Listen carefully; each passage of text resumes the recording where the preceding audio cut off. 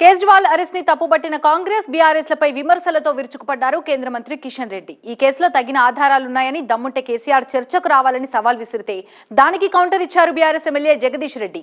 ఆధారాలున్నాయని చెప్పినటువంటి కిషన్ రెడ్డిని కూడా ఈడీ విచారించాలని డిమాండ్ చేశారు ఆయన.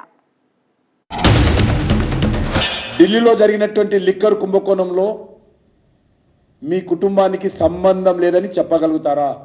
చెప్పడానికి ధైర్యం ఉందా? నేను ఈరోజు ఛాలెంజ్ చేస్తా ఉన్నాను కేసీఆర్ గారిని. నేను అన్ని రకాలుగా ఆ ప్రభుత్వము లిక్కర్ వ్యవహారంలో అవినీతికి పాల్పడింది, 100 కోట్లు చేతులు మారింది. మరి నేను నిరూపిస్తాను అది తప్పని. కేసీఆర్ గారు నిరూపిస్తారా? బయటికి రావాల్సిందే కోరుతా ఉన్నాను. ఆ కిషన్ రెడ్డి గారు ఎప్పుడేం మాట్లాడుతాడో ఆయనకు సోయలేదు. మొన్న కేసీఆర్కు కవితమ్మ కేసుకు తెలంగాణకి ఏం సంబంధమే లేదన్నాడు. నిన్న ఏందో నిరూపిస్తా అంటున్నాడు.